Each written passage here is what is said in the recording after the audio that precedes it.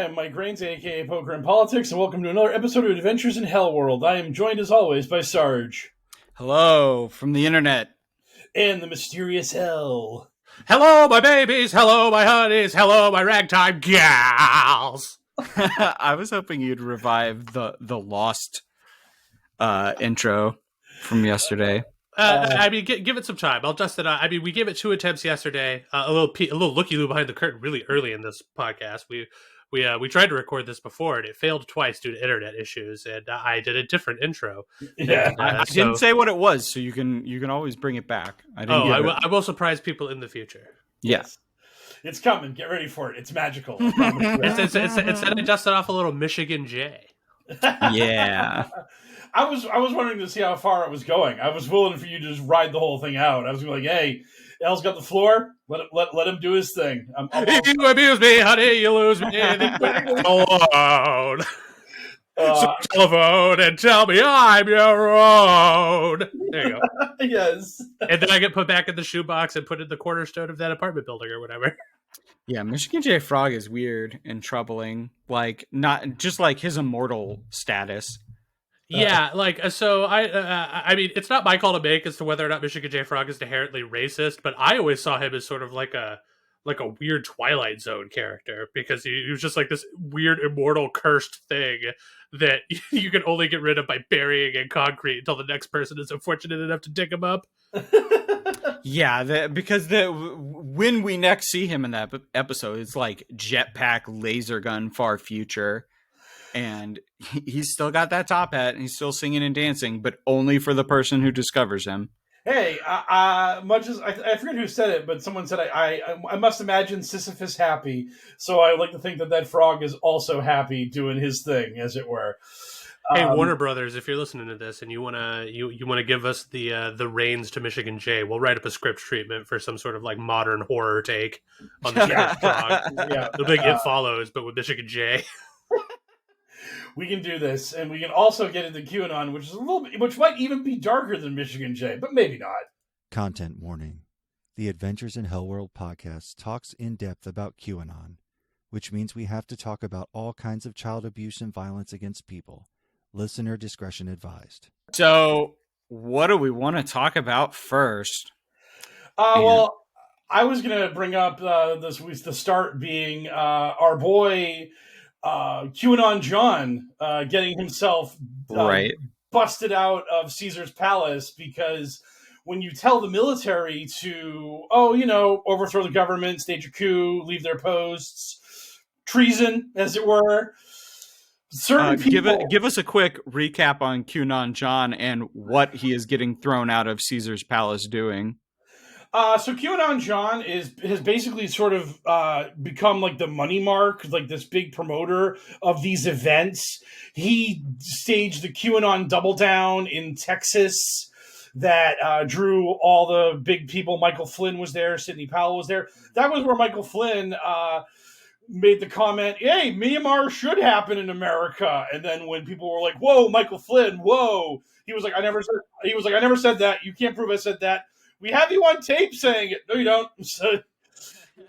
So QAnon John ran that event, and it was so successful that he had to run another event, and the next event was going to be held in Las Vegas.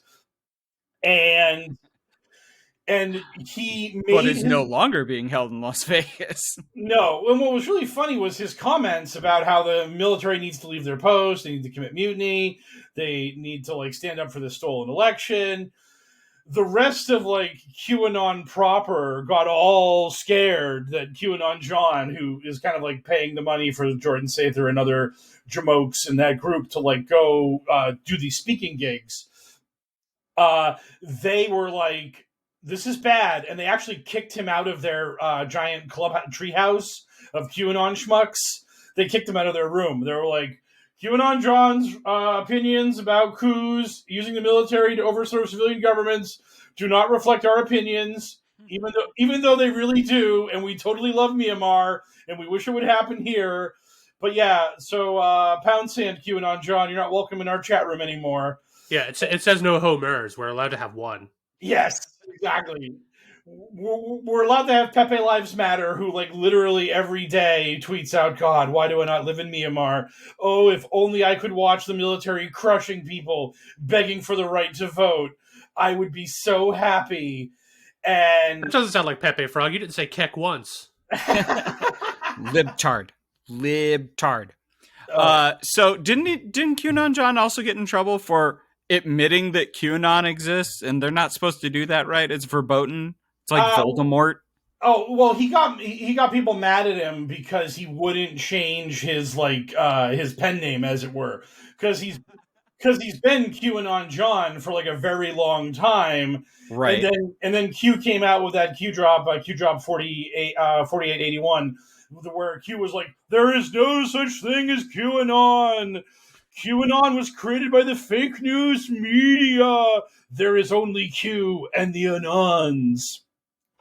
And you will see so many QAnon followers parrot that line verbatim, which proves QAnon is real, because Q's literal fan club is doing exactly what Q tells them to do. It's ridiculous. So QAnon John was just sort of like, "Hey guys, look, this is my name. We all know what QAnon is, even though it may not really exist anymore, but still, I ain't changing it. I'm keeping it because this is my brand. And by the way, I'm the one who pays for these hotels. I'm the one who pays for Michael Flynn to come out here and talk shit, and Sidney Powell and all these other clowns. So if you want QAnon John's money, you got to accept that John gets to keep his name." So yeah, that's how he rolls. That's how he operates. Oh man, like really, that's so weird that Caesar's Palace didn't want all that dumb QAnon money after they just kept repeatedly calling for more overthrows of the government. How weird! What a twist! And what was so weird is it took Caesar's like a week to throw him out, because like he had said these things, and then after he said these things, everyone was like, "Hey, Caesar's, you should get rid of this guy. This guy's a real bad look for your business. You should not have him there." And next thing you know, and John's just sitting there being like, "Hey, Caesar's hasn't kicked me out yet. They're not going to kick me out. We're good. The convention is happening. We're doing it." And then finally, after like a week, Caesar's was like, "Oh yeah, by the way, you're not allowed on the property anymore. Get it? No." The CEO was like, "The name Caesar has never been and will never be associated with overthrowing a government." Et tu? Yes.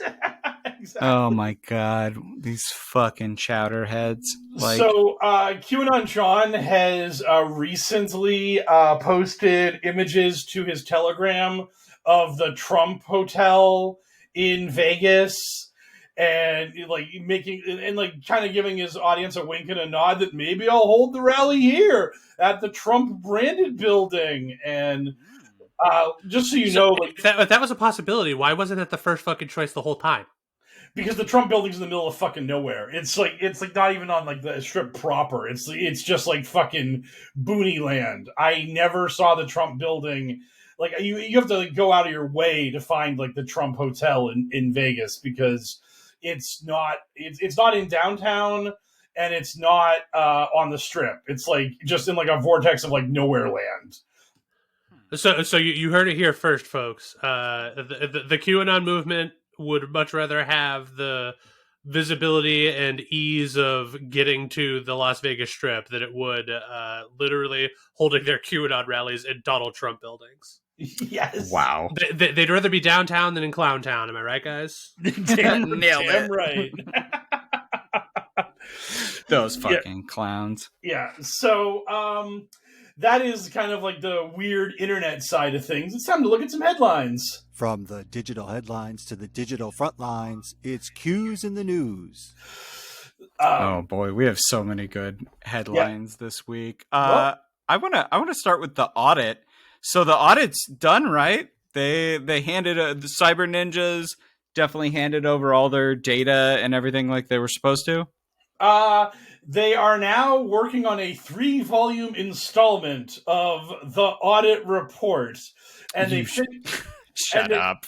And Really? Yes, really. And they think they've kind of sort of got part one done. And the rest of so it... right now we're in the audit, and the next it's the audit reloaded, and then the third one's the audit revolutions. Yes. This is the new hope of the audit?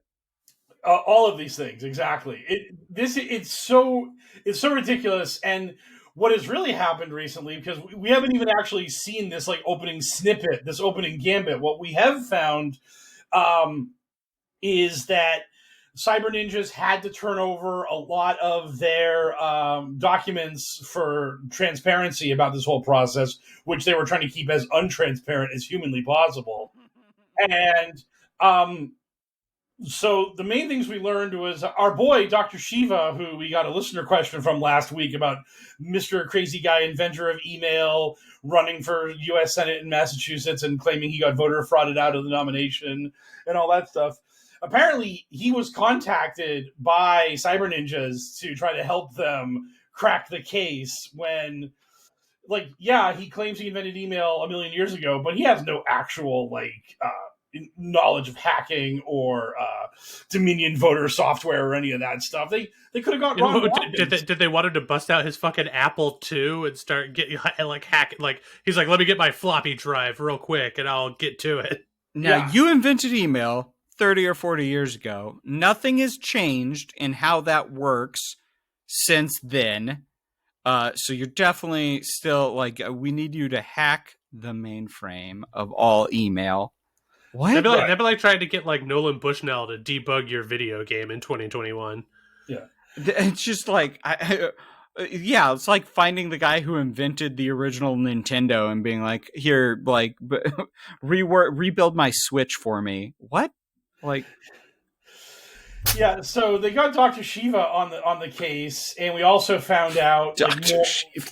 Yeah. This sounds like a fucking James Bond villain, doesn't it? God is he petting a white cat while a laser beam goes up to James Bond's crotch? I mean, it's all of these things are happening. He's just I invented email, and they're just like, oh wow, you must have made a fortune off of that. And he's like, no, I didn't. I am quite poor. Yeah, and he's also a COVID denier and pretty much full QAnon at this point. So wait, Dr. Shiva is? Yeah, Dr. Shiva is. He's a crank. He's totally in it to win it on all fronts. Just absolutely looking for his audience, found his audience in right-wing griftosphere, and will literally say anything they want to hear in order to get those sweet, sweet ducats from them. Because that's how Dr. Shiva rolls. So... Looks at notes. Yep. So we found that. We also found out that Ken Burns' audit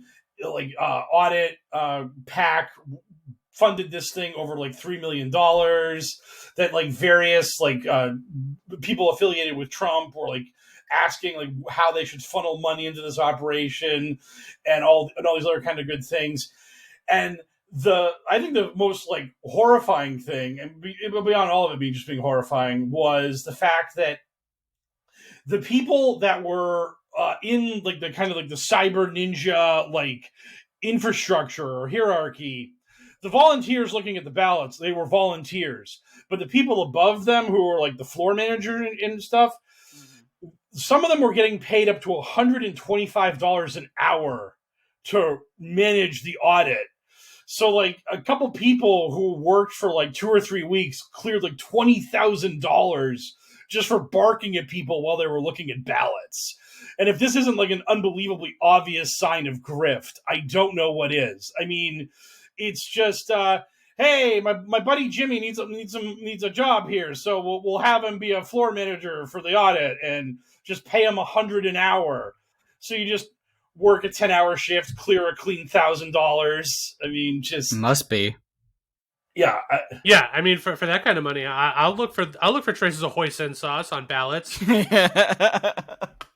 They're all just Panda Express menus. They were never ballots. They're just a giant pile of Panda Express. Yeah, menus. they're just guys, look at all these ballots we found for Trump, and it's just Panda Express menus with Trump scrawled on them in crayon. Oh, it turns out I'm Year the Rat. Oh, well, look at that. God damn it. Yeah.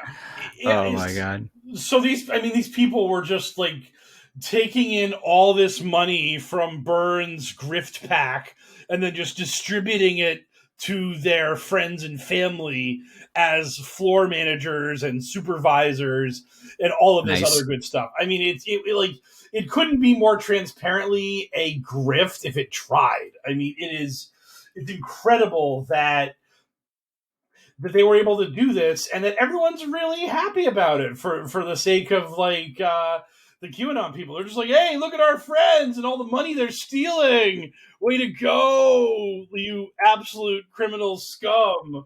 I have to remind any conservative idiots that happen to be listening to this podcast that your champions of the moment are a group that unironically calls themselves Cyber Ninjas with a Z, and Mike Lindell, better known as My Pillow Guy. Those are your champions. Those are your kings at the moment. Like you're having to put all your money behind those dudes. Yeah, this is definitely the best and the brightest here. Like a very professional name for your like your internet investigation firm. And I mean, first of all, those guys are like hella racist against at least one Asian culture. So it seems like it would be weird for them to like venerate ninjas while also just being like, we got to check these ballots for bamboo in case it came from the Chinese.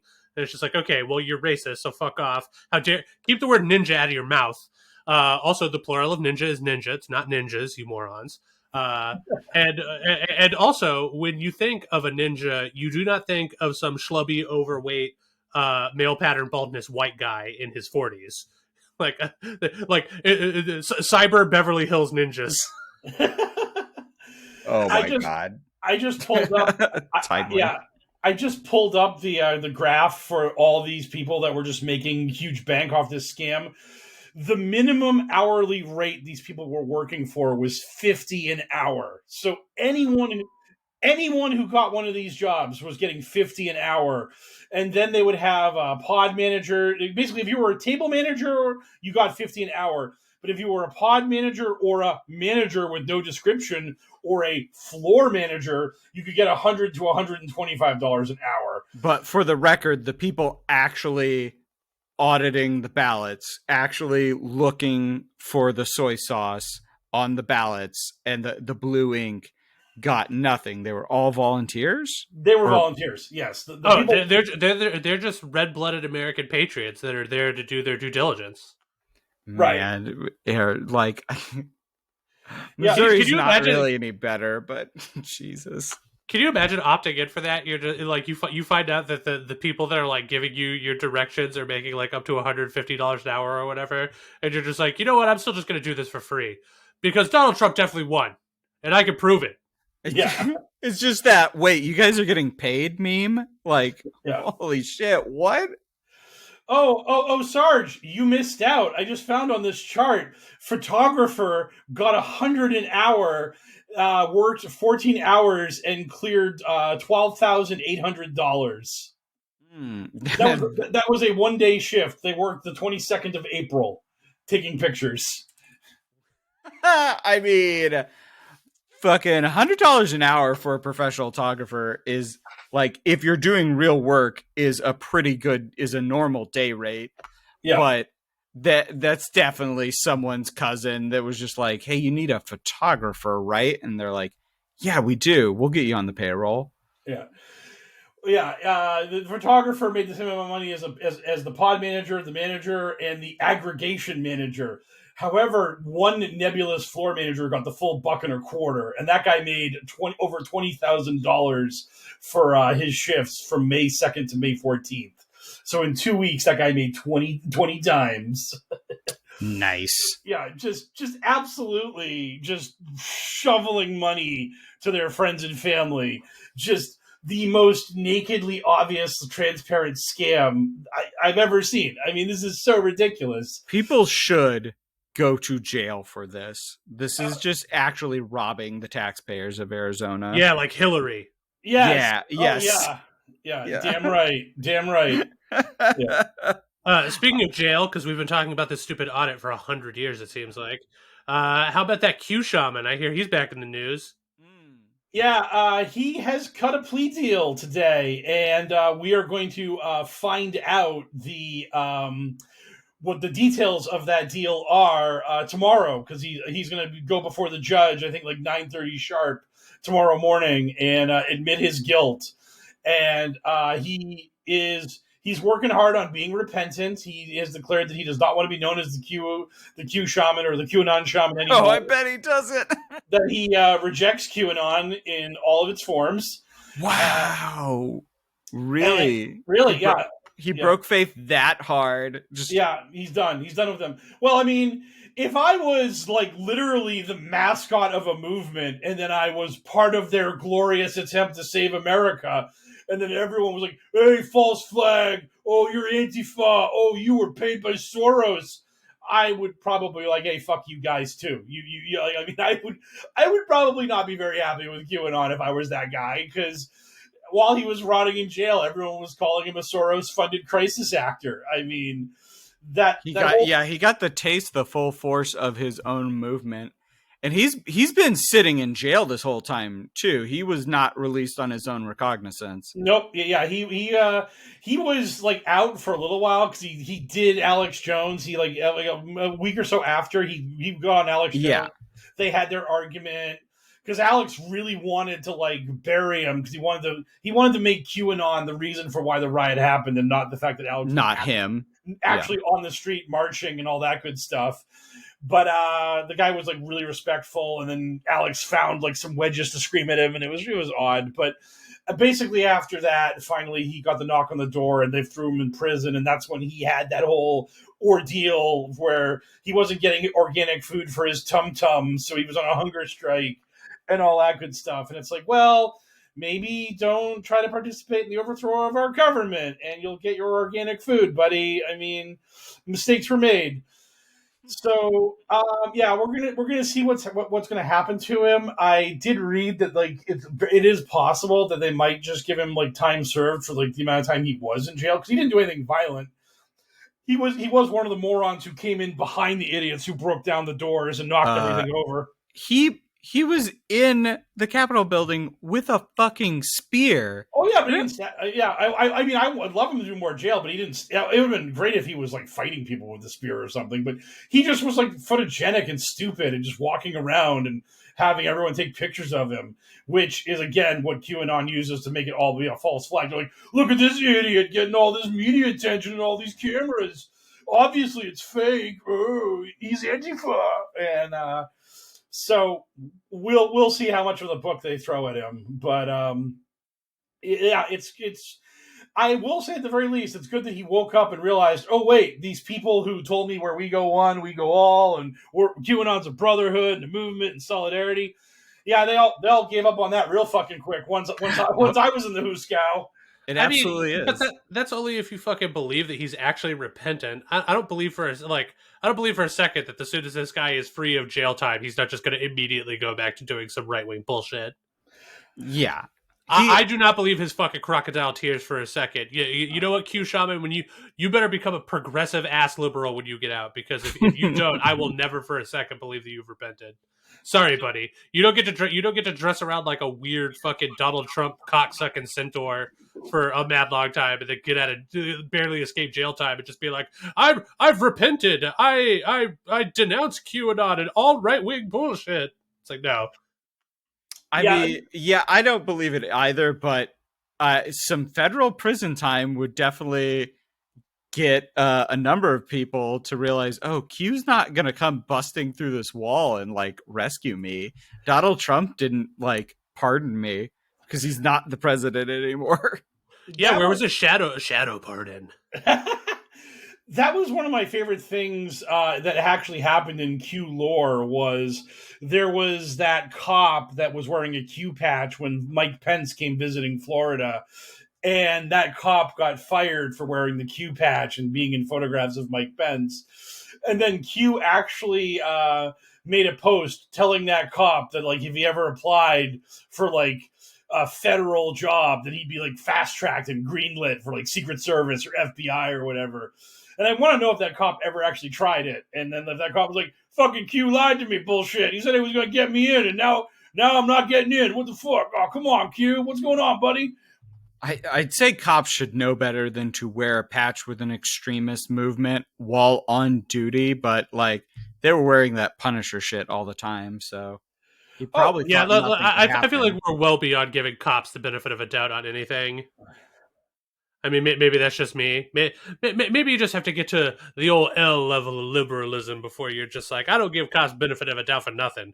Like, well, I saw that headline about like, can you believe that this cop looks exactly like Dwayne the Rock Johnson? And I was like, now without fucking proof, prove it. And you know what? He kind of does. yes. Yeah. I can't believe were people calling him Cop Rock, because they absolutely should have, because that show was ridiculous and needs to See, be. that's like that's the sort of reference that we would make on this show because part of our gimmick is making references nobody gets. But I don't think the general public at large would know that was a reference to anything. They'd just be like, oh yeah, he is, yeah, Cop Rock, right on. That's catchy. Yeah. It's like, no, it's based on a hilarious thing that you've never heard of before. That's what More I people live need for. to know about Cop Rock. Maybe that's what we should do for next week's 1 year anniversary extravaganza. The Cop Rock episode. Yeah, we have our 1 year anniversary coming up, and then how far away are we from the 1 year anniversary from when they needed him most? Q left them. That was early. It's like what, November 24th or whatever. It's early. It's early December. It's early December. Oh, so we're still a ways off on that. Yeah, but we're still a little bit of a way away from the 1 year delta. December 8th was when Q went back to his home planet. They need him. And, we'll do something special for the December 8th 1 year after Q left us. Maybe we'll play the exact amount of In the Arms of an Angel that we're legally allowed to. You know what, guys? I will fall on the grenade and I will smoke an eighth for the podcast. I'll just get crazy faded on the podcast, just ripping monster gorilla finger blunts. Oh man, the 8th. Never forget the 8th. Yeah. Let's just remember the friends we made along the way. Yeah. But back to headlines. The GOP wants to look at doesn't want people looking at their text messages for no reason, right? Yeah. The 1-6 committee has sent a request to the telecom companies, like, hey, we want the text messages and other data and all that good stuff from pretty much everybody, because we want to know how coordinated this whole thing was. Like Lauren Boebert, like actually, like literally tweeting out the location of Nancy Pelosi during the riot and all that good stuff. Like, was she, I don't know, talking to some 3%ers or Proud Boys or anybody else? So yeah, her, Marjorie Taylor Greene, Mo Brooks, Gomert, like all these chuckleheads. Can we like do a little peekaroo into their data? And the Republicans have like literally had kittens, freaked out, screaming and yelling. And they have told the telecoms to not comply. And if they do comply, when Republicans get control back of Congress and the government, they will retaliate against the telecoms, because that isn't a threat or extortion or anything. Yeah, isn't that kind of witness tampering? I know it's not exactly, but that feels, I think extortion was the right word. But I love how just completely fucking brazen the GOP has gotten now. Like, it really I was talking with Mike Rance about this off the podcast, but it really highlights. So one thing I agree with our progressive friends on is that the current Democrats in office are completely toothless fucking chuckleheads, and they will just let like fucking Mark Rubio or whatever, whoever it was, just be like, oh yeah, well, if Coca-Cola wants to boycott our shit, then the next time it comes to an $8 billion tax break, maybe we won't give it to them. And it's like, dog, you can't say that. Like, you're literally talking about the pool that we all know you're playing, but it's supposed to remain hidden. And like a threat like this is one of those things where it's just like, do I believe the GOP is capable of threatening a telecommunications company like in this way? Yes, absolutely. But the fact that they're just so brazen about doing it in public now, it's ridiculous. It's fucking absurd. Yeah, the quiet part has been loud for a while now. They're just straight up that I mean. So what Joe Biden should do is he should label all of the stuff that happened on January 6th as terrorism. Then he should produce his massive white wrinkly scrotum, and he should drag it all the way down the Patriot Act before presenting that Patriot Act to his GOP colleagues and being like, terrorism means I do whatever the fuck I want. And then he should just immediately be like, subpoenas for all of this shit. You're giving it to us. You don't get to choose. It's all ours. And if you don't like it, you can go to Guantanamo and be an enemy combatant and all the other useful euphemisms we use for stuff. Yeah, it's like, remember when all you fucking Republicans are super gung-ho about this Patriot Act? Well, guess what, bitches? January 6th was terrorism. Patriot Act means we do whatever the fuck we want. And if you have a problem with it, enjoy the bag over your head. They gave us the go-ahead, so now we get to go ahead. Jeez. Yeah, if you got nothing to hide, you got nothing to fear. Yep. Oh, like, why doesn't Boebert want us to see your text messages? Yeah. Like, doesn't that automatically mean she has something to hide? That was what the government told us 20 years ago.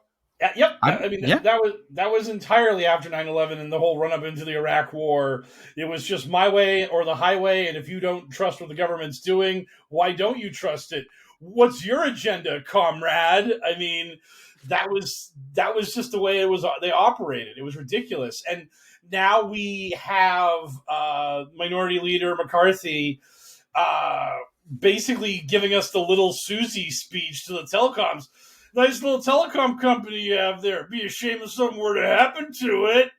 And it's like we now literally our politicians are 2-bit mobsters. They're just like you said, MTG just straight came out and was like, "We'll shut you down." Like, yeah.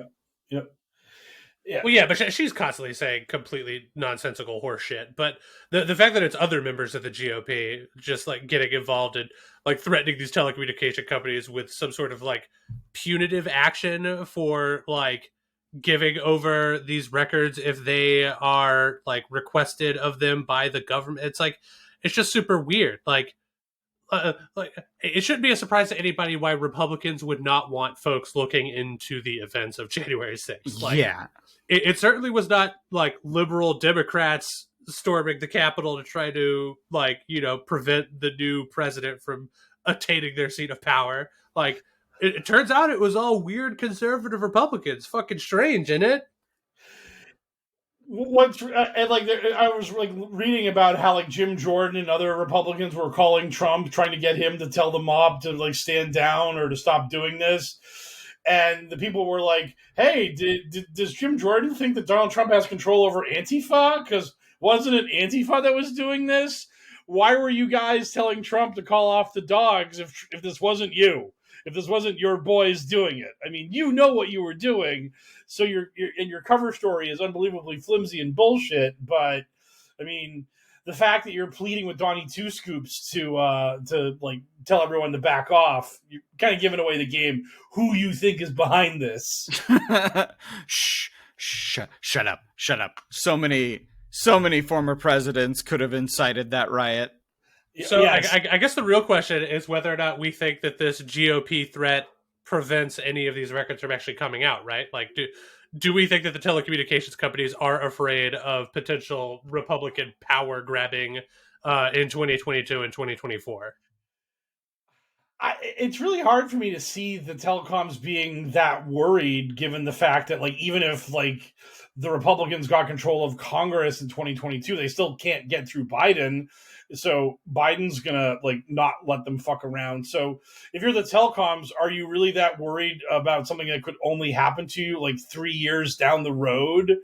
I mean, to me, it's there's a party in power and they're asking me for something and they're the ones that can make my life shit right now. So, hey, sorry, GOP. Maybe if you didn't want this to happen, you should have won some elections, idiots.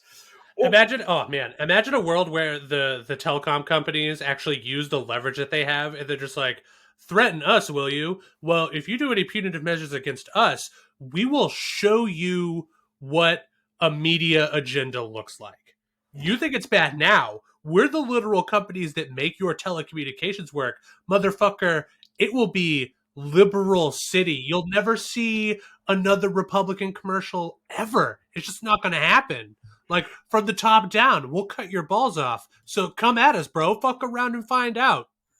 Do we know specifically what telecom companies were subpoenaed and who the Republicans are now threatening?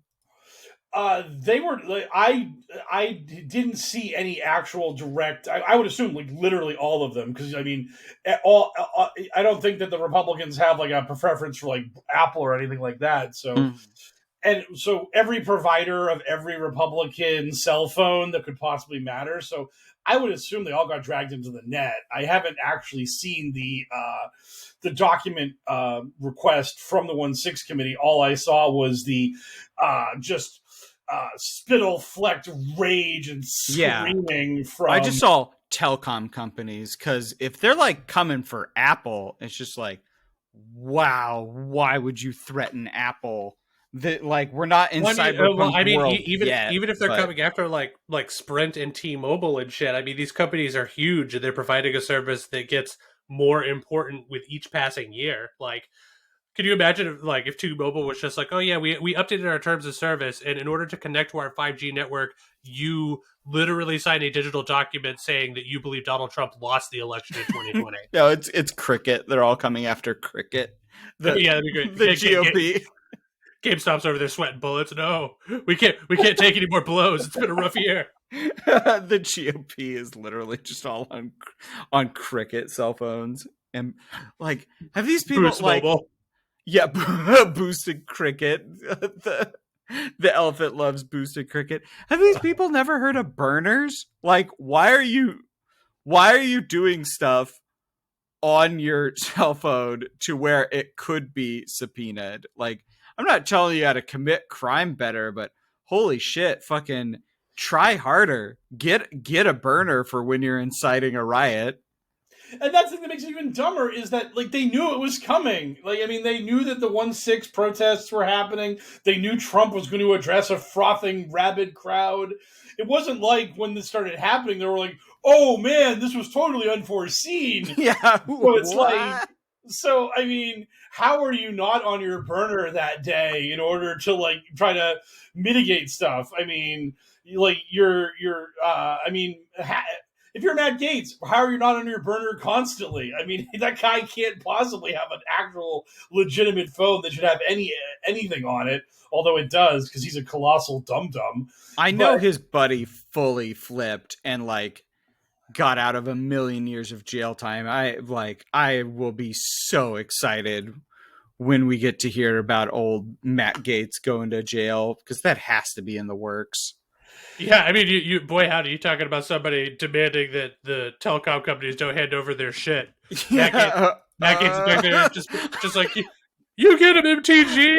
No way! In fact, let's make it illegal for telecoms to ever give up our information. Yeah. Oh my god, he has to just be like, yeah. I mean, hey, that's not fair. He would only be nervous if it's true that he was having sex with underage girls that he was paying to travel across state lines to do so. Yeah, and we have no reason to suspect that is even remotely possible. So yeah. Oh my god. Somewhere in the world, Matt Gaetz is wiping a prodigious amount of sweat off of his massive forehead. Yes. He's not having a good day. Do we want to talk about Madison Hawthorne? And I have to note that in our notes it says, who? ? I also don't know who Madison Hawthorne is. Yeah, when we do our show notes, Mike Rains will talk about these people like the regular plebs amongst us just know who all these dumb fuck conservatives are, and I don't. Well, I'll get you up to speed on him. He is a fresh-faced young Republican who recently won a House seat in North Carolina, and he's basically a Nazi. He's actually like posted on social media that visiting Hitler's like summer retreat was like something that was on his bucket list. He really wanted to like go there and like chill out and see where old Adolf was hanging out back in the day. And he has been he's trying to aggressively be even more of a lunatic than Marjorie Taylor Greene and Boebert and all the rest of them. He's like really just trying to like cut a swath of even nuttier nuttiness than the rest of these clowns, which takes a lot of work. But recently he decided to make it be known that Biden did not win the election; it was stolen, and that we all know that. Yes, we all know that. This is pretty obvious. And yeah, I mean, what else is new, bruv? yeah. Well, what is new is that Hawthorne declared that he saw that bloodshed would be the outcome of further Democratic victories in elections if they didn't stop cheating.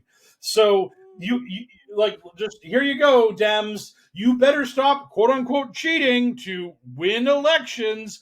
Otherwise, it's shooting Second Amendment time and freedom tyranny. Yeah, all that good stuff. So this elected official literally threatened violence if the other party keeps winning. Yes, that is exactly what happened. And this isn't like that crazy lady in Arizona who's just a state senator. He's actual in big boy Congress and letting everybody know that, yeah, by the way, if Democrats keep controlling the House and the Senate and the White House, well, they're only controlling it by cheating. So red-blooded Americans need to start like murdering in order to Nice. in order to quote unquote save the republic, as it were. Because, I don't agree with his sentiment, but at the same time, let's fucking go. Come on, I mean, you will find the correlation between fucking around and finding out. Yeah. Remember, we have problem solvers, and their name are Predator Drone Strikes. Callbacks. Oh my god. Yeah, I love how it's always a certain type of person that wants to do armed rebellion against the government, right? Yeah, and not a lot of people in say Massachusetts champing at the bit for that one. No, just driving through. That's what happened a little while ago. There was a bunch of them driving through. Oh, they yeah. shut down the highway there in Massachusetts. Yeah, and then the police confronted them, and those guys were just like, they all scurried off into the woods. We don't ascribe to your laws, and then ran away into the woods like actual spineless cowards. It's just like, here's your chance. Like, Johnny Law is here to put their boot on your fucking neck, bud. Like, you've got your sack full of guns. If not now, then when? But no, their move was to run into the woods and then eventually give themselves up because they are cowards. They just wanted, they just wanted to go take over a federal building and then somehow not get arrested for it, like those white people, like a decade ago or whatever. Remember when that shit happened? Yeah, that wasn't a decade ago. That was that was just a couple of years ago because I think Trump was still in charge when that all happened. If it was before COVID, it was at least 10 years ago. Yeah, it was before COVID. Then at least 10 years ago. I mean, come on. Oh my god. All right, what do we have any other headlines? I think we got through everything. No, we have the COVID / Reaper roundup.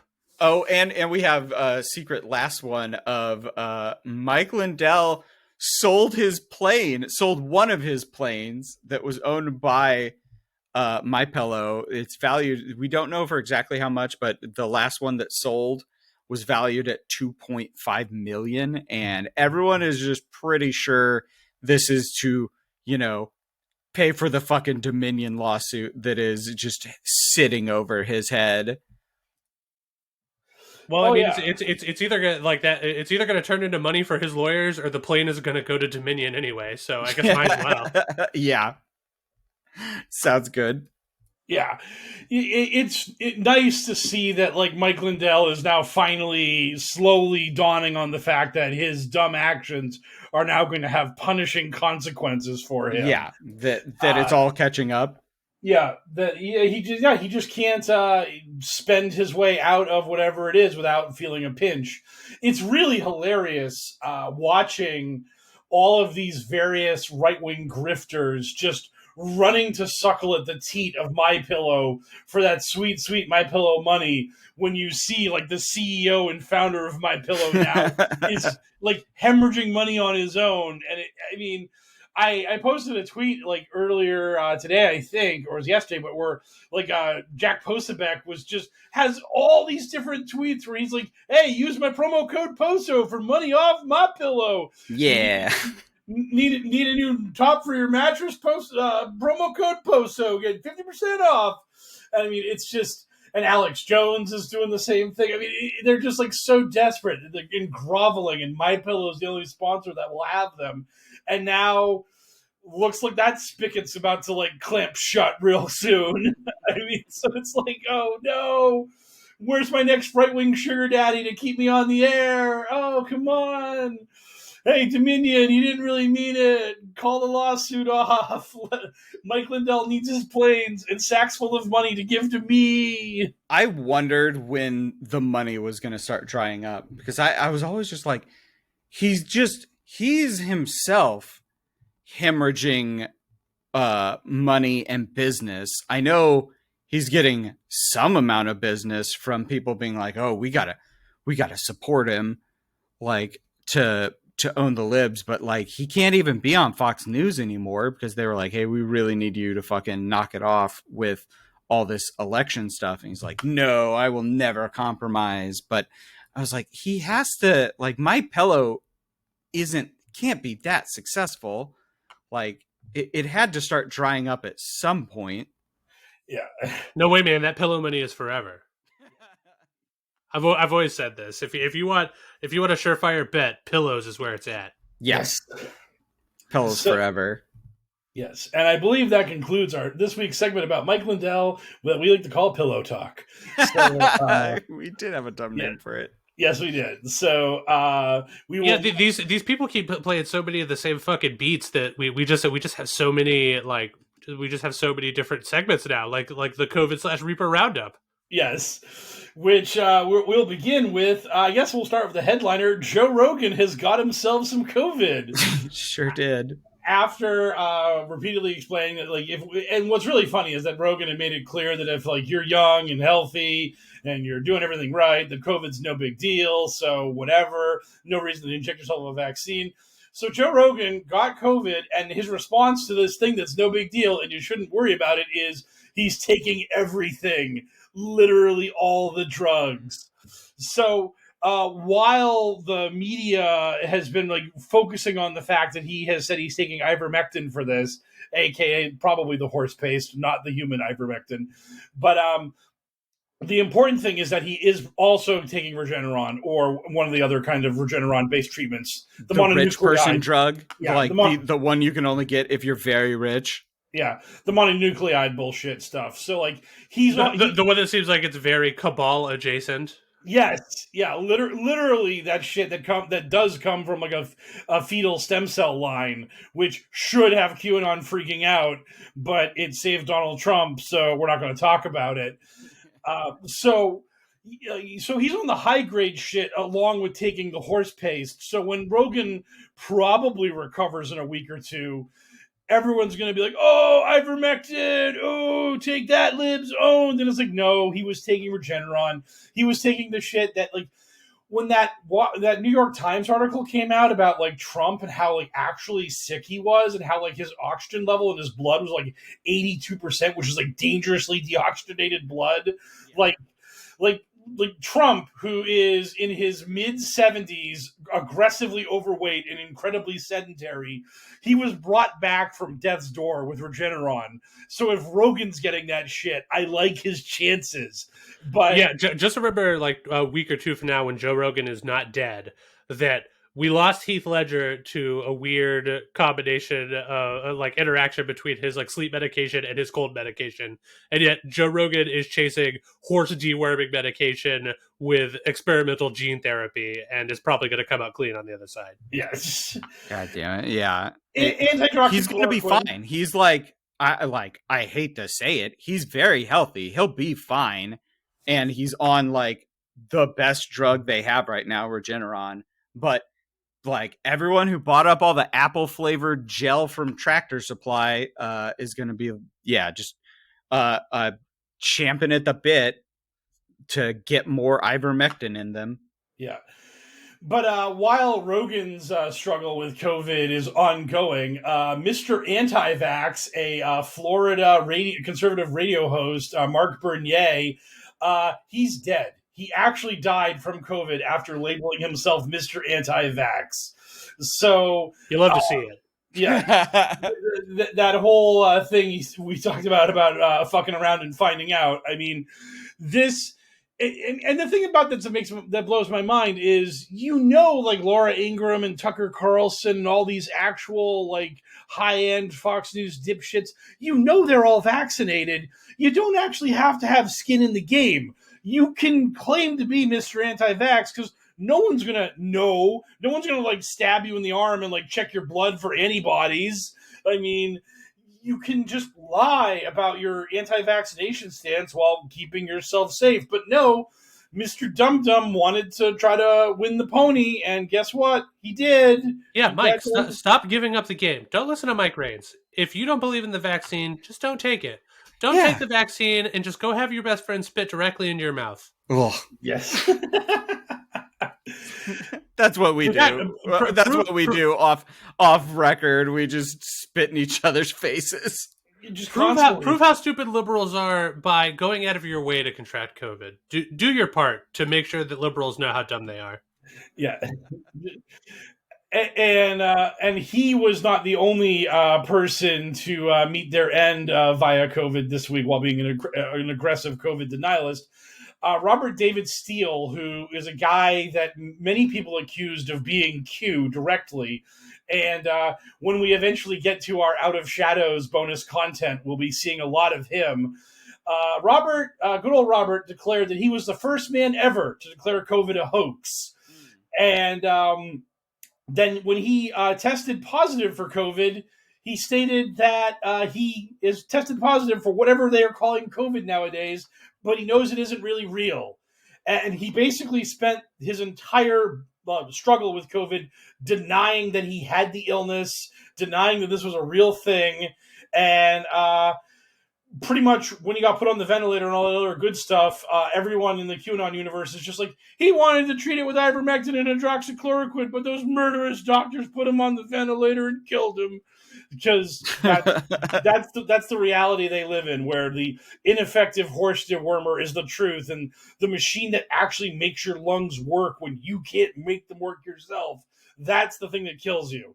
So, good Lord. I mean, can we at least make it possible for these people to opt out of using the devastatingly ineffectual respirators or whatever, so that way people that need them can have them?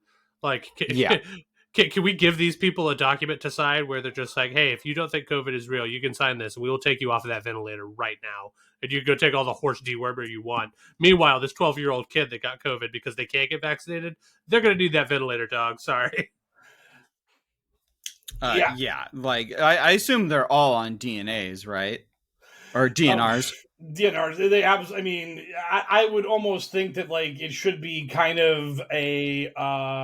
standard operating procedure that if these people show up as banged up as they are, unvaccinated and delusional, that you treat them. But if it goes bad, it goes bad. I mean, if God wanted you to be resuscitated, he wouldn't have given you COVID. You're true. You're interfering in God's plan that's Christian Science in a lot of ways. You're supposed to just pray away the illness. And if you're actually sick, you're meddling in God's plan by seeking other people to cure you. Why are you meddling in this? Yeah, God is trying to pull you into his glorious bosom. Why are you pushing it away? Yeah. Embrace God's bosom. Pull yourself off of the ventilator. Pull the tube out of your own throat. Yeah. Oh my God. Man. Yeah. Oh God. I fucking hate that we have to talk about this every week. I mean, I'm not unhappy that these idiots are the ones who we are talking about in this particular instance, but I do truly hate that there are enough of these goon lunatics across our country that they're just like willingly offering themselves up to this altar of it, like preventable disease, and just like diving into it like Scrooge McDuck into a pool full of golden ducats. Yeah, they're just diving headlong into whatever like kills them fastest. And again, so that one guy, he denied that he had COVID the whole way that he was on his respirator or whatever. But for the most part, these people, like, as soon as the doctors are just like, hey, you've got the COVID real bad and you're probably going to die and enjoy the last 2 weeks of your life with this tube down your throat, like being mostly unconscious for it, they're like, yeah, I really regret not getting that vaccine, huh? And like, and then they try to tell their families, they're just like, with my dying breath, tell all of our friends that they're idiots. And that message is still somehow not getting through to these people. So, I mean, at some point, like, I don't have the patience of a saint. At some point, I'm just sort of like, yeah, well, if watching your friends and loved ones die of COVID isn't enough, I don't know what is. Like, Kids hurt real bad. yeah, oh, kids are real bad. Yeah, so I mean, as soon as the government tells me the booster is required, I will take the booster. I don't care if it's the secret third shot that finally gives them control over my brain. At least I don't have to die with a tube down my throat in 2 weeks. And I would suggest anyone who's listening to this that might be on the fence about vaccination, just get the fucking shot. Like, certainly you have somebody out there that cares enough about you that they will be bummed out if you die of COVID. So just take the shot for their benefit, if not for yours. It really just absolutely blows my mind that we have gotten to a point where we have a free shot that will treat and cure this problem and is incredibly effective. Billions of people across the world have gotten this shot. Over 200 million people in America have gotten it. And yet these people are willingly paying their cold, hard cash to buy products for animals and hydroxychloroquine and other just crank cures that, like, why are you so, like, how has reality so have so broken inside your brain that you will willingly part with your own money and risk your health over the free shot when you go to work? I mean, most of your fellow coworkers have to have been vaccinated, because guess what? The majority of Americans are vaccinated. When you see all those stats about like 53% of Americans are fully vaccinated, that includes the people under 12 who can't get it. So that really tips the balance of these charts. But like the amount of adults that are fully vaccinated is like more like 65-70%. Like the people that can get the shot have voted overwhelmingly in favor of not dying. Like my workplace, my customers are all old white people. They all got it. They all got the shot because they're old. They don't want to fucking die. They know better. I mean, it's all I ever heard from them.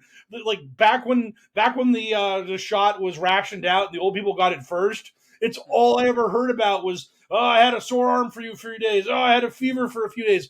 Table after table after table after old person after old person after old person. It was just, here were the side effects I had. Well, here were my side effects. And then they'd get mad because they got rivered and lost $50. And that was like their week's gambling money.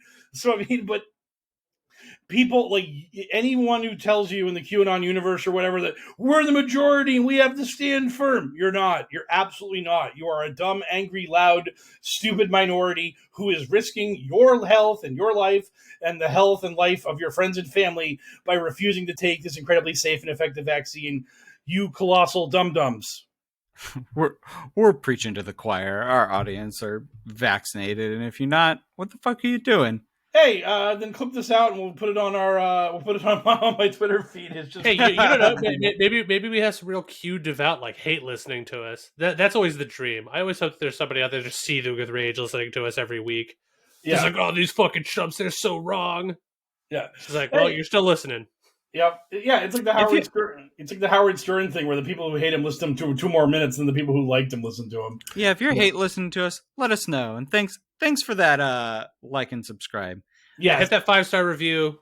Doesn't matter what you write. Spew as much vitriol as you want to, but help us massage that algo, please. Yeah.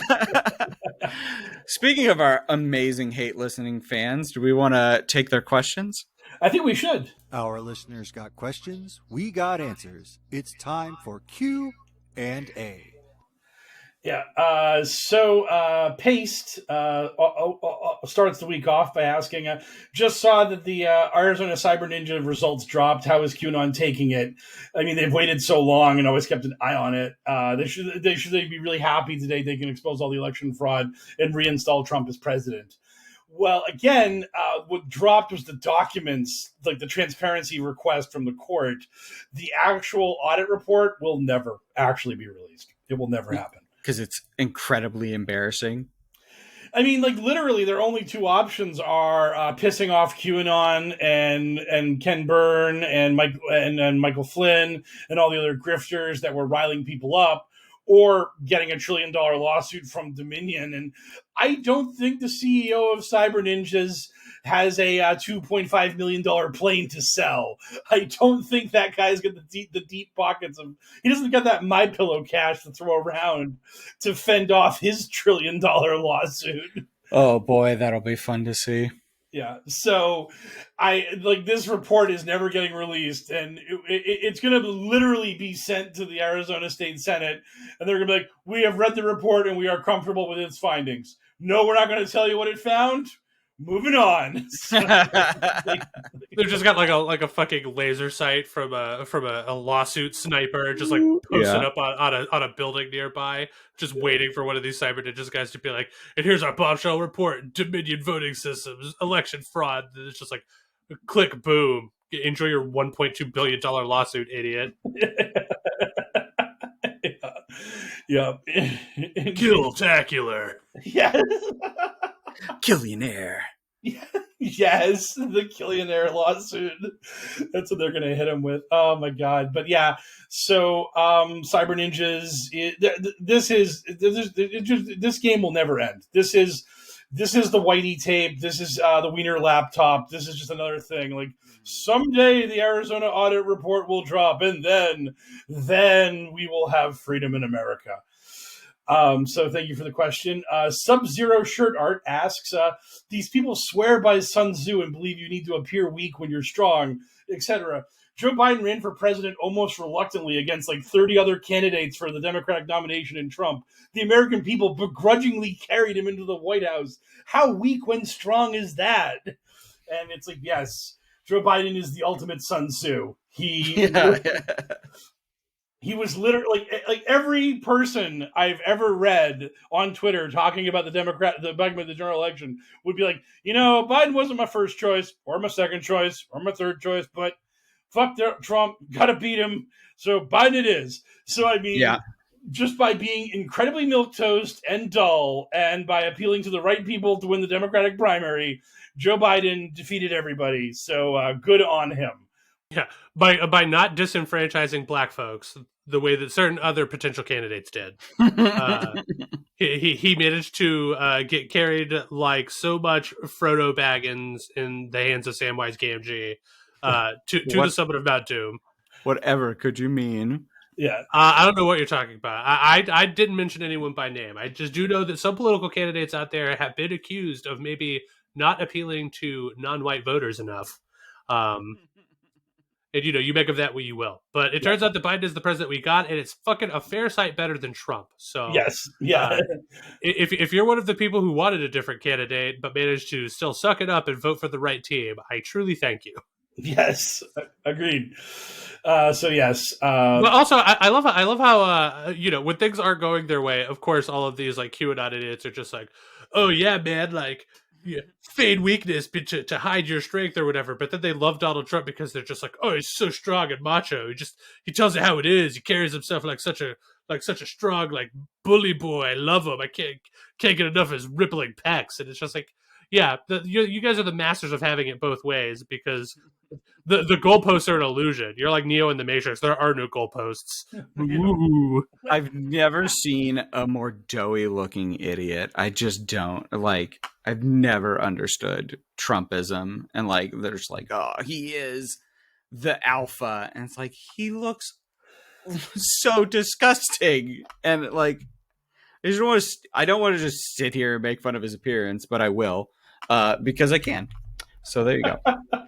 Well, I mean, he also like couldn't walk down that ramp by himself and got COVID, and it's just like there's like a mountain of evidence to point to the fact that Donald Trump is not what you should be pointing to when you're describing your fucking Chad Alpha bro dude. But, for whatever reason, he's QAnon's guy, so they're just like, we love him. Like it. Oh man, if Vladimir Putin could legally run for president of the United States, these people would throw Donald Trump into a dumpster immediately. Oh god, they would kill for Vladdy Daddy to be their president. Yeah. Can you imagine watching a shirtless Trump ride a horse? Oh god. Yeah. Especially because the horse would be riddled with worms, because the owner of the horse could not get their hands on the deworming medication they need for it, because Trump was too busy injecting it like bleach into his veins to prevent his COVID. Yeah. Oh my god. Yeah. Disgusting. Yeah. Why is the reality that we live in fucking Mad Magazine all of a sudden? This sucks. So, thank you for the question. Narc asks, do you think Cam Newton was cut because he was an anti-vaxxer? Yes, 1,000,000%. Bill Belichick sent him out on a rail because you just can't have your quarterback be an anti-vaxxer if they're not really, really incredibly good, and you have to suck it up and deal with their crazy kookiness because you have no one else on the roster who's as good or slightly worse than them. So when you are a fair to middling at best quarterback and you're like, yeah, it's entirely possible I'm just going to miss 2 weeks in the middle of the season for no good reason. If I'm the coach, I'm like, you know what? Yeah, you can go fuck yourself. I'm going with the other guy. I'm going to get other members of the team sick as well. Right. Well, yeah, especially because, the NFL has made it clear that this season they're just like, we are not delaying shit. If you cannot keep your people in check and you have a COVID outbreak, like, enjoy playing the game with your third and fourth stringers. Too fucking bad. So if anybody thought for a second that Bill Belichick was going to let any of his like skill position players like that were starters decide to just not get the vaccine for no reason, they were on fucking drugs. They were on good drugs. The best drugs. And the NFL has also gone above and beyond just playing for third and fourth stringers. If you don't have enough players and they're unvaccinated, you forfeit. You fucking lose the game, and your team doesn't get their game checks for that week. So you literally rip money out of everybody's hands, and you lose a game. And there's not a lot of games in the NFL, so that could like kick you out of the playoffs. And now you have a chance to win the Super Bowl, all that good shit. So like the NFL has like a no fucks given policy when it comes to anti-vaxxers. And you think Bobby Kraft is gonna like it when the Pats can't take the field because everyone on the team has fucking COVID? They literally can't field a team, so they just forfeit. Nice ad revenue for that game, idiots. Yeah, oh yeah, that'd be great. Having a nice empty stadium that week. You only have 8 or 9 home games every year. You just lose one of those. Yeah, that's good. That helps out. That helps the bottom line out a lot. So, but I mean, hey, Cam Newton still think that he has enough juice to be an anti-vax idiot. Is probably the best news that Patriots fans have received in a long time. Yeah, who was that other? Wasn't there another Patriot who just got let go because he wouldn't get vaccinated? No, I didn't hear anything about that. It wasn't a receiver. Nope, not off the top of my head. It must be a different team. No, but I know they cut Sony Michel. Thank God. They traded him to the Rams. So yeah, the Rams were desperate for a running back, and we gave him Sony for like a bag of footballs. It was great. Yeah, I mean, can you imagine being so desperate for a running back that you are trading for Sony Michel? I mean, okay, whatever. This is not sports talk radio. We would need to do a separate podcast for that. Hey, line 3, Tommy from Quincy. What are you doing? I think Cam Newton's a bomb. Thanks, Tommy from Quincy. You're the best. But trust the Belichick system, boys. Okay, cool. Thanks, bud. Yeah, yes, I'm going to the Packy. You want a beer? Oh, but yeah, so Cam Newton is not Carson Wentz or Kirk Cousins, who have both come out as aggressive anti-vaxxers who will remain the starting quarterbacks for their teams. But again, good luck to the Colts and Vikings. Can't wait till I come on Twitter week 7 in the NFL season. Carson Wentz out with COVID. Waka waka. I mean, it's just, who would have ever thought that was going to happen? Yeah, I mean, fuck boys. The Colts need all the luck they can get. Am I right? Perfect. Nailed it. So it's now time for Old Man McWatkins Fight Club question of the week, which is different this week. He says, anyways, grifting, which of these things you're grifting for is like the worst, and which is the most dangerous? Grifting for money, social status, religious power, or political power? Like, what would you think is the most dangerous, and which is like kind of like something that's like you would see as being kind of a tolerable hustle, as it were? And I mean, I kind of think the most dangerous one is political power, because once you're actually using this shit to try to like foment rage and anger, like on that level, that's when you get into like really bad places. Again, it's like Marjorie Taylor Greene and Boebert have been screaming and yelling this whole time about the election being stolen and it being fraudulent, and they know who their audience is. And like a bunch of these other Republicans, they know who they're talking to. They're the people who stormed the Capitol. They're the people who have pulled all this shit and have shown that they're capable of being dangerous. So, like, I just think that if you're trying to scam these people to get yourself political power, you're really playing with fire, because that's a really dangerous thing to do. Because once you start with that, you can't back down. I mean, you can't like turn back the crowd. I mean, Donald Trump in blood red Alabama got booed aggressively for telling the crowd to get vaccinated. I mean, so if you want to keep the crowd happy, you have to tell them everything they want to hear. Not even Donald Trump was able to stay on script good enough for these people. So, you've got to you're just risking a lot for like that kind of thing. And as for the other stuff, I think like pretty much if you're grifting just to get like popular on Twitter or whatever, that's as harmless as it can possibly be. The only problem is that once you get that audience, then you're like, I have a large audience, maybe I should start putting out my Patreon and selling some t-shirts and doing this, that, the other thing. So I mean, I just think it's really hard to like stay on that, like that first level of just wanting to get 100 likes on Gab or Telegram or whatever. Sarge, do you want to go next? I mean, Mike kind of took a lot of meat off the bone, and I'm not complaining.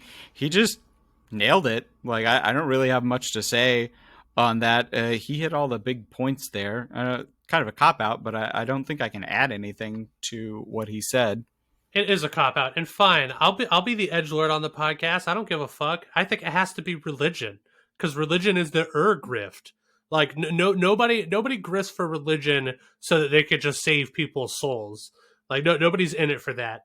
Like, if you're grifting for religion, then it means that like you're using that religion as a way to accumulate money or accumulate political clout or what have you. There's no terminus for you grifting for the Lord that simply ends with you just being like, ha ha ha, you've bought into my grift and now your soul is saved and I feel fulfilled spiritually. So that's that. Like, it's never happened in history and it's not going to start now. Grifting for religion is incredibly scummy, and you're not wrong. It's probably been around the longest. Oh yeah, and the thing is, as you said, when you grift for religion, it almost always leads to grifting for money. Like once you start like getting people into your church, then you start passing the collection plate around. So it's almost inevitable you're going to become even worse for people as time goes on. I'm pretty sure. I mean, like, you could be a politician and like pay lip service to religion because it makes you look good, but if you're out there grifting for religion and you're like rubbing elbows with any political figure, then that's like a much more sinister thing. Like you're in it for clout. You want to bend the ear of somebody with power so you can advance an agenda. So I think I just think that religion has to be the most poisonous one. Like out of those options, and maybe out of any options, but like I just think the fact that it just sort of like encompasses all of them, so it feels sort of like cheating as an answer. Yeah, and I mean, just it's certainly one of the most ironic, as in the Bible, there's literally a passage where Jesus goes into a temple and starts flipping out on religious grifters and throwing them out of the church. So, there you go. Yeah, but I mean, who reads the Bible anyway? Come on. Right, exactly. Reverend Xenofact asks, people need to push back against the GQP, so what activist orgs do you, terrific trio of the HellwQrld podcast, recommend people join? Maybe you can focus on one each week to give them a boost. I don't know of any particular activist group, because the problem right now is that there's removing people from a cult and deprogramming and that kind of stuff is so time intensive and requires such a specialized skill set that I don't think there's like a direct like head on confrontation of QAnon that you can like engage in. Just support your local elections. Yes. Yeah. 2022 is coming up, and it's going to be more important now than ever that you support the right candidates in your local elections. Yes. I put, when I had a yard, I put a Veterans for Biden sign in my yard. I did what anyone I thought I could talk to, I did, but right now it's pretty obvious that a lot of the QAnon mission plan is to get themselves in these positions of low level government power. Right. sheriffs and, members of school boards and stuff like that. So if you're really interested in like investing your time and your effort and or your money, like fighting the good fight against like QAnon and the GOP in general, like really with 2022 coming up, like you really just need to invest that time and effort supporting liberal candidates that you believe in. Like that like a single organization is not going to do it. We just have to fight them on the fronts that they want to fight on. Right, and like go to your local school board, like find out who they are, find out who's running against them, and see if there are kooks, see if there are QAnon people there. Like find their names, look them up on Google and stuff, see what their social media looks like. Because trust me, any QAnon person running for anything is not shy about what they're doing. They're very proud about saving America and saving the children from liberal indoctrination. So they're out there. They're out there, and they're going to be proud about it. So just keep your head on a swivel, as it were. And go to one of these like PTA meetings or whatever, and if there are white ladies screaming bloody murder about how a mask mandate is the same as the Holocaust, then like that's probably where your battleground is. Yeah, exactly. Yeah, look into your local sheriff. A lot of sheriffs run unopposed. John Oliver has a great episode on sheriffs. They control a ton of power and routinely run unopposed. Yeah. So thank you for the question, Reverend Xenofact. Screaming in Digital asks, what are your views on the newfound openness of QAnon adherents running for Congress in 2022? It appears that the stigma is all but gone. I think that like a lot of them, I saw like one woman's like running against AOC in New York so she can enjoy losing by $1 trillion because that district is ocean blue. I think a lot of these people that are quote unquote running for office as QAnon candidates are just grifting. They're just aggressively creating a social media platform. They're not going to do any actual physical campaigning. So I think that they're just doing this to make money off of an audience they know will give them money. Because if you are like, I'm running against AOC, send me to Congress, idiots are going to give you money. They don't understand that there's no way you can possibly win. And then you can take that money and use it to write off all your expensive dinners or your trip at the spa because that was a campaign stop. So I think like the more interesting thing is to look at the people who are running in like competitive districts and stuff like that. There's like this one like schlubby looking dude who became like the new star of QAnon, and his name is aggressively escaping me right now. And he's like running in a district in Pennsylvania that's actually competitive, which is really interesting to me. So those are the races I'm more interested in because those are the people that, if they can be outed as QAnon supporters, will probably lose those elections because of the fact that like it's an actual real thing where it's relevant. Whereas most of these new candidates that I'm seeing, they know what they're doing. And they're like, I'm going to send Nancy Pelosi back home. And it's like, no, you're not. Pelosi's going to beat you 75-25. You're going to try and raise money and then steal it from your campaign when your campaign loses. Right. I mean, if the meat of this question is how do we feel about it, then my answer is like I feel fucking awful about it. Like it's like watching Lex Luthor run for president and maybe win, like happened to the comics, or like vote for President Loki or whatever. It's just like these people are so transparently fucking awful, but somehow they're getting votes because the world is like upside down and like half of it is on fire and the other half is drowning. It's fucking crazy. Yeah, it's not great. I would say it's the opposite of great. Yeah, hopefully getting outed as QAnon puts a spoke in a bunch of their wheels, but because QAnon, like, Q was not wrong. QAnon needed to stay a little more underground than it did, because I want to say it's slightly more poisonous now, but who fucking knows? I've been proven wrong time and again. Yeah, we got two more questions before our final question, which is, so Existential Ivermectin, who's now not the Dreadlocks anymore, says, do you think the Nirvana guy is trying to tap into QAnon zeitgeist with his ridiculous lawsuit against the band? He's also suing 17 people, which seems really suspect. Oh, the guy who was the baby on the Nirvana album cover? I don't know. Yeah. I know that exists. I didn't look into it at all. Is he a QAnon grifter? He does not appear to be a QAnon grifter, but it seems like this lawsuit is like a really angry, weird thing, and he's tapping into the whole child pornography thing. So he's like shaking like certain trees that one would shake if you were trying to get that audience on your side. I haven't seen him like come out even like the 17 people being sued thing is weird, and that could just be our broken brains at this point. But I really can't say that he himself is doing anything more than lashing out in a really weird way about a thing that I don't think anyone knows that you're the Nirvana baby, dude. I mean, you probably don't look like the tiny baby that you were back then.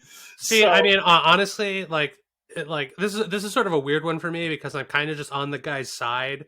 The amount of money he's asking for is really small compared to like the amount of money that Nirvana has like made over the course of their run in terms of like selling albums. Like I think when I checked, he's only asking for like $120,000 or something. But it's also just like like I might be a little uncomfortable with a nude photo of me as a baby being like a worldwide like thing that people could just call up on the internet whenever they want to and look at my little baby dick. Like I kind of see how that, like, even if it's not immediately recognizable that it's him, like he knows that it's him. I could see that causing you some emotional distress whenever you're just like, time to look at the top 50 albums of all time. Oh, look, it's my dick as a baby. Awesome. Yeah, I can see that. I can see. I didn't know he was only asking for 120,000. That figure might not be entirely accurate, but like it's not like he's suing. He's not like dominioning these people. He's not going after the Nirvana estate for like a bagazillion dollars. Yeah. I don't know how to feel about that. I need more information on that. Yeah, it's just hard for me to like get into the headspace of somebody whose tiny baby dick has been seen by hundreds of millions, if not billions, of people. Yes. Yeah, but they have no way to know it's him except for him telling them. Like but again, like I don't necessarily like. I mean, in the year of our Lord 20 and 21, like it sort of seems like we've evolved our understanding of mental health enough where we should be able to understand that it's not necessary that people know that that's him for that to cause him trauma. Yeah, right. I don't think he's wrong, and I don't think he's right. It's yeah. It's a sticky wicket, as they say. So, and I don't think he's like I really don't think that he's going all out QAnon on this. I don't think that that's really. I won't put QAnon on anyone without it being proven. No, it just strikes me that he's just a dude who's tired of seeing his baby penis all over everything all the time, always. like that guy could never walk into like a Spencer's GIF or whatever and not see a big poster or t-shirt of his baby dick. And like from what I understand, like for a while he said he was cool with it, but then like recently he decided, you know what? No, I'm not fucking cool with it. I'm actually sick of it, and I would like a giant pile of money, but not an exorbitant amount of money, to like help assuage my trauma or whatever. I don't know. I'm sort of on the guy's side. I wouldn't want my baby dick all over the world either. I'll remember that, and I'll destroy those photos. So thank you. So thank you for the question. Klutz Zero asks favorite sci-fi franchise and an explanation of why. Wow, that's a tough one. I really like. See, it just depends on what I'm looking for. Dog, isn't yours Mass Effect not close? Yeah, probably, but I haven't had. I have a mixed relationship with Mass Effect. I really like, when I was younger, I really liked the Shadowrun novels because I like that world a lot. Mass Effect is, yes, probably going to end up being the answer, but I also really like Warhammer 40k books when I'm looking for that kind of like big guys shooting stuff with guns or just like guys fighting monsters. It depends on what I'm looking for at the time. Mass Effect is going to, if I have to give one answer, I'll be Mass Effect.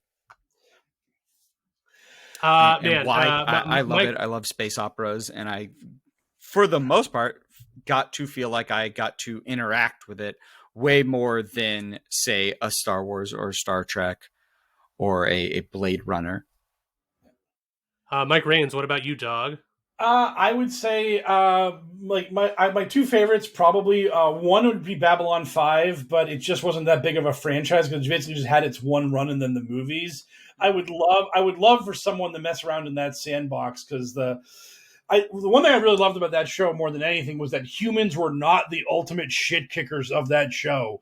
Like, no, they were pretty low on the pecking order. yeah, there were like 5 main races that were like the races that were quote unquote the good guys or whatever that were on the actual UN space station, and the humans were an aggressive third place, and they were absolutely no fucking where near number 1, and number 1 was massively ahead of number 2, which was massively ahead of humans. So it was just like, man, it's really awesome that there's an actual like sci-fi show where humans are like kind of trying to find their footing, and there are alpha dogs above them. They're like, yo, humans, way to make it into the stars. You're nowhere near us still though, bro. So that was just like really like kind of cool and really interesting to me. And I just wish that there had been more stuff done around that. With that, like that there had been like Star Trek Next Generation, DS9 Voyager. I wish that stuff had happened with Babylon 5, but it didn't, and that's unfortunate. And for like my more popular franchise that got played around with more, I would definitely say Terminator. I really enjoyed that series as a kid, and I mean, the later movies have been not great, but I kind of enjoy hate watching them and making fun of some of the stuff they've done to destroy the legacy. But like Terminator 1 and 2 are incredible. So I really enjoyed that series. Yeah, it's funny. I would like so. I'm not like a huge sci-fi guy, and like a big part of that is probably because in general, sci-fi franchises tend to suck. Like as a whole, they very rarely like get the job done in totality. Like for instance, I think my favorite sci-fi movie ever is Terminator 2. But if you look at the Terminator franchise, it's way more misses than hits. Like there's like 2 good movies and then 3 bad movies and a TV show that can go either way depending on your preference. So like I can't snap off Terminator as an answer the way that Mike Raines can, despite the fact that I love Terminator 2. And it's like sort of the same thing with The Matrix, right? Like the first Matrix movie I think is a timeless classic. It's still just as rewatchable now as it ever has been. Like it was a huge pioneer. There's like a ton of great stuff in it, but then they had to ruin it by making more of it, and like it just has been bad. So like off the top of my head, I'd say that probably my favorite individual piece of fiction might be like sci-fi fiction might be Terminator 2, like pretty close up there with Aliens. But if I had to talk about my favorite sci-fi genre, that would be cyberpunk. The genre, not the game. But yeah, I just really love that sort of corporate dystopian future. Like the cyberpunk vibe really gets me. I'm a listener too of synthwave, so I'm about that cyberpunk life. Yeah, me too. I love cyberpunk. Cyberpunk's the best. So so I will then wrap us up with the question in numerous, which is, what are you excited about? I have been playing Control, as I've talked about. I've really gotten into it now, and I'm excited to play more Control. I know the game came out 2 years ago now, but I just got around to it, and I'm having a ton of fun. It is paranormal science fiction, and I love the aesthetic and the vibe. It taught me about brutalism, a type of architecture that you're familiar with, even if you didn't know the name of it before this. And it digs in. It's got a real SCP vibe. I think I've mentioned it before in this, but I have a bunch of the psychic powers you get in it now that you get from objects of power. I'm having a ton of fun. The world is a lot of fun, and I really enjoy it. I've been getting to play a lot of board games recently, which excites me and will continue to excite me. I've recently been on quite the heater, and I've won out all 3 games we have played in the past couple of board game nights we have attended. So I'm running it up. I think I'm like 9-0 over the past like week in terms of just smashing it at various board games, many of which I'm learning for the first time, Nice. which is great because a lot of them I'm playing against my good friend and rival.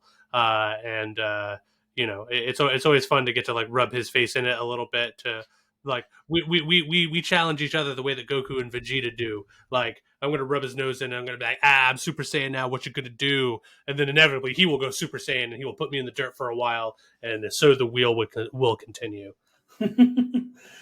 I'm just really looking forward to just week one of the NFL season, because I'm in this. I'm in a casino, and all you ever have is people talking about the games and the betting and action and all that stuff. And I'm known as being a very braggadocious person when it comes to my hot picks and stuff like that. And what's really funny, and I think this is a truth about like everything in the world, if you just are arrogant and confident and just like and say things like you mean it. I have so many people that when I walk into the poker room, they're like, "Oh man, it's Mike Raines.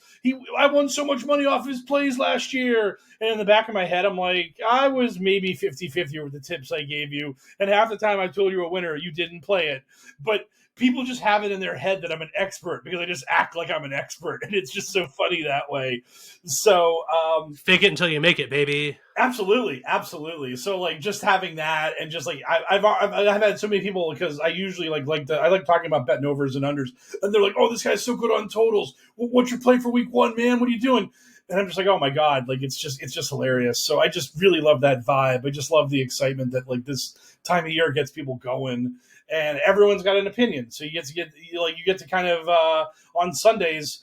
The game is secondary to everyone watching the game on the television. It's like, "Sir, you're facing a $75 all in. What are you doing?" "Shut up. It's 4th and 2. If they don't make it, I win $200. It's like, okay, everybody, game's on hold until this idiot drops a pass or whatever. So it's just a lot of fun that way. I like it. Well, thanks for the questions, everybody.